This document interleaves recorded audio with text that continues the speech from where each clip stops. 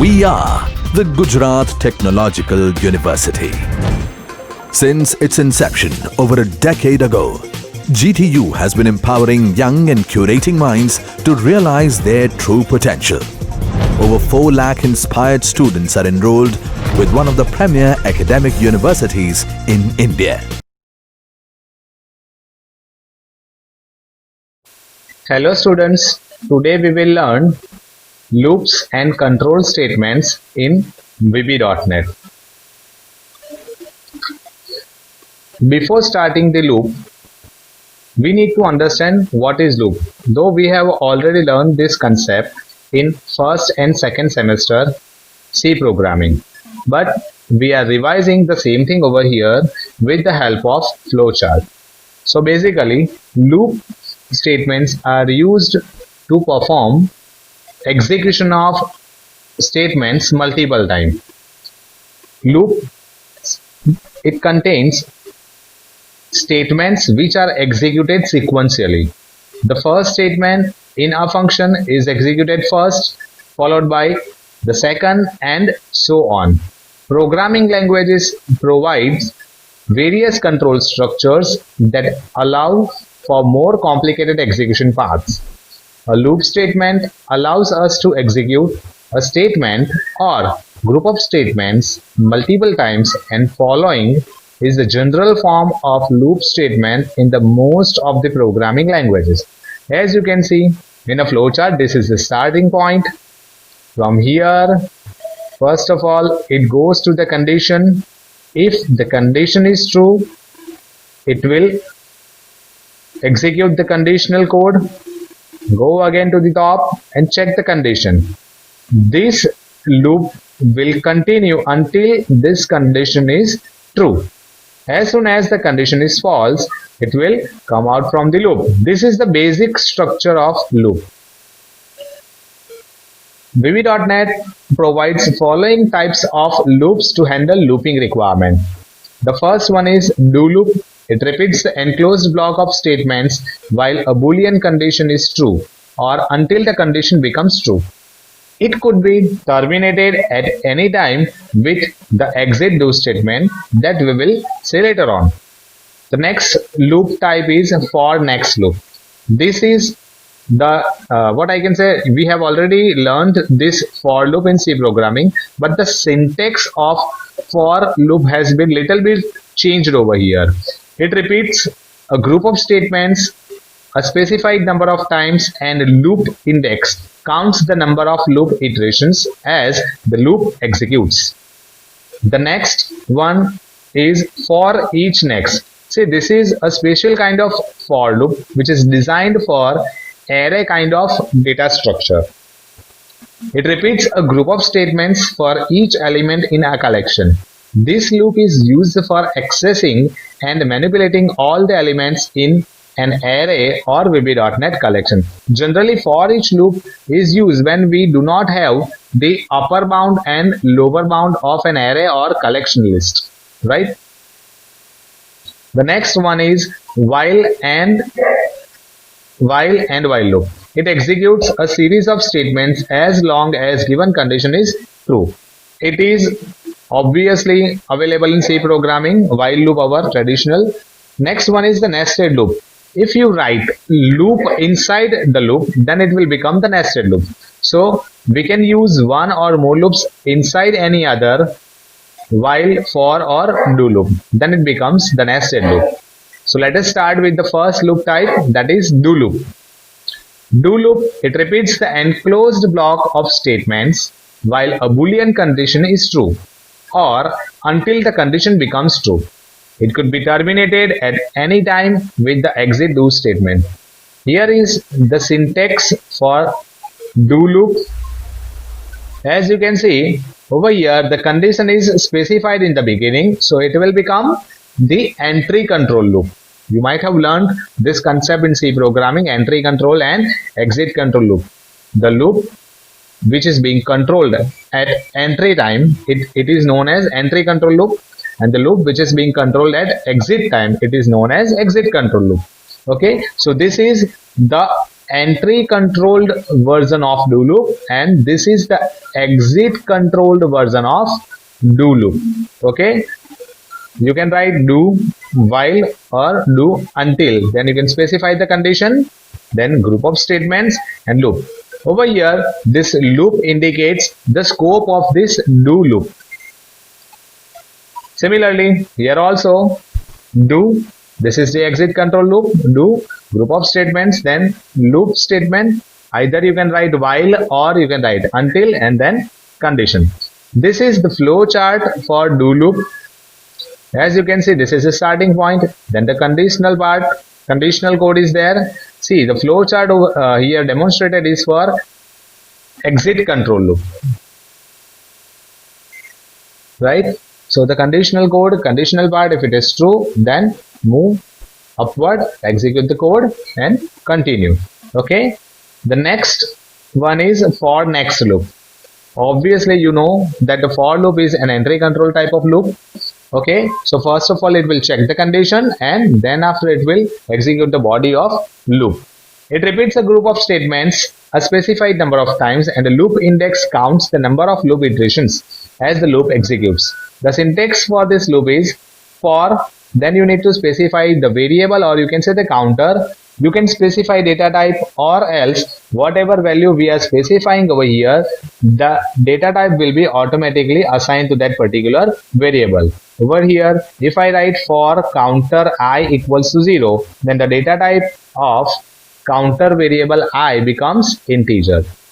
Okay, so for variable equals to initial value TO2 and last value. Okay, now you may be thinking that, sir, if I would like to skip multiple numbers, let's say I would like to skip 2 numbers instead of 1, right? So you can write step keyword over here. Step is the keyword and the small letter step is the numeric part. So if I write for I is equals to 1 TO2 10 step 2, then this loop will be executed for 5 times. First of all, it will be executed for I is equal to 1, then 3, then 5, then 7 and then 9. Okay, the next statement indicates the scope of this for next loop. This is the flow chart for the for loop. Initialization, the conditional part, before entering into the loop, it will check the condition. If the condition is true, it will execute the code, increment the variable, then again move back to the conditional part, check the condition. If it is true, execute the body. If it is false, come out from the loop. Okay, so this is what for next loop. The next one is the for each next loop. As I told you earlier, this is the special kind of loop which is designed for array or collection kind of data structure. It repeats a group of statements for each element in a collection. This loop is used for accessing and manipulating all the elements in an array or a VB.NET collection. The syntax for that is for each, then we need to specify the array variable over here in group.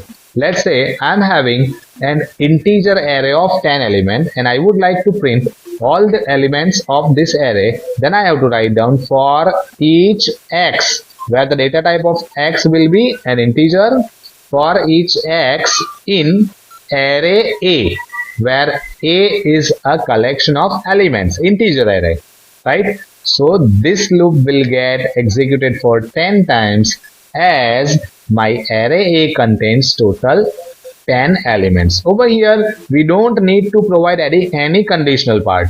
The loop will get terminated as soon as it processes the last element of array. Okay, the structure looks similar to our for next loop. The only difference is that instead of for, we'll write for each, right? So it will process each and every element of array. That is why it is known as for each next loop. The next loop is while loop. As we all know, this is the entry control loop. It executes a series of statements as long as the given condition is true. The syntax for the while loop is while condition, group of statements, and while. And while indicates the scope of while loop. Over here you can see the flowchart for the same. While condition, if the condition is true, execute the body. Once again check the condition. If the condition is true, once again execute the body. If it is false, terminate the loop. Okay. Next is the nested loop. As I told you earlier, nested loop means what? If we write loop inside the loop, then it is known as what? Nested loop. VB.NET allows us using one loop inside another loop. Following section shows a few examples to illustrate the concept. As you can see here, the syntax for nested for statement in VB.NET is as follows. Over here I have taken for loop for demonstrating nested loops. As you can see, for counter 1 equals to starting value to last value. Again one more, for counter 2 equals to starting value to the ending value. Then the body of nested loop, scope ending of innermost loop, that is for counter 2, and scope ending of outermost loop, that is for counter 1. So this is how you can write the nested loop. You need to remember, you might have implemented a program of matrix, addition of matrix, subtraction of matrix, right? In that kind of program you require nested loop, so that you can implement with the help of nested loop in VB.NET. The syntax for nested while loop statement in VB.NET is something like this. While condition 1, inside that while condition 2, then body of the while loop, and while for innermost while loop, and while for outermost while loop. Similarly, the syntax for nested do while loop statement in VB.NET is do while or until the condition 1, innermost while do while loop, do while or until condition 2, body of the nested loop. First loop indicates the termination of innermost do while loop, then second loop indicates the termination of outermost do while loop. Okay, so this is how you can implement nested loops in VB.NET. Next we are having the loop control statements. Loop control statement controls the loop. Let's say if we want to terminate the loop in between, rather than before ending or before reaching to the last termination condition, right? So that we can do with the help of loop control statement. Loop control statements change the execution from its normal sequence. When execution leaves a scope, all automatic objects that were created in the scope are destroyed. VB.NET provides the following control statements. The first one is exit statement. It is something similar to our break statement in C. It terminates the loop, and whatever statements we have written after the exit statement, that won't get executed. It terminates the loop or select case statement and transfer execution to the statement immediately following the loop or select case. Next one is the continue statement. This is similar to our continue statement in C programming. It causes a loop to skip the remainder of its body and immediately retest its conditional part prior to reiterating. And the next control statement is goto statement. It is also similar to our goto statement in C programming language. It transfers the control to the labeled statement, though it is not advised to use goto statement in your program. It is similar kind of advice given at the time of C program we might have learned, right? So first one is the exit statement. Exit statement transfer the control from procedure or block immediately to the statement following the procedure call or the block definition. It terminates the loop, procedure, try block or the select block from where it is called. If we use nested loops, for example, one loop inside another loop, the exit statement will stop the execution of innermost loop and start the executing the next line of code after the block. it indicates that if we use exit statement in nested loop, then exit statement will terminate the innermost loop where we have written the exit statement. The rest of the loops will keep on executing.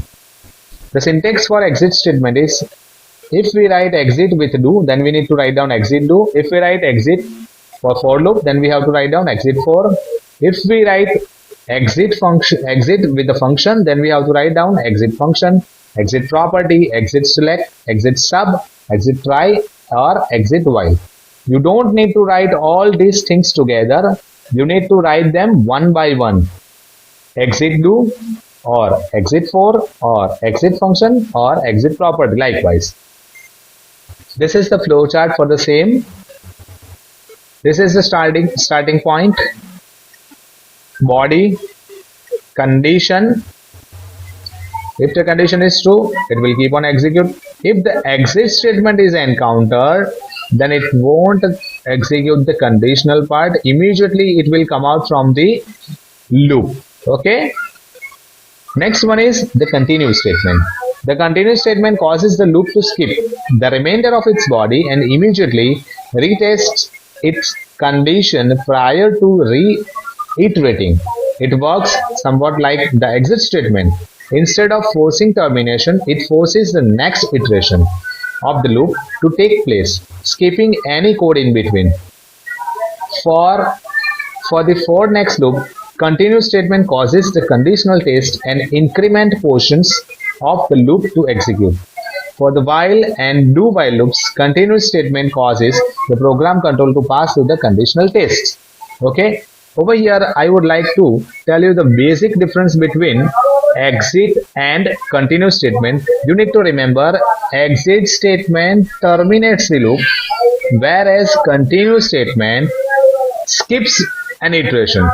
This is the very fine difference between the exit and continue statement, right?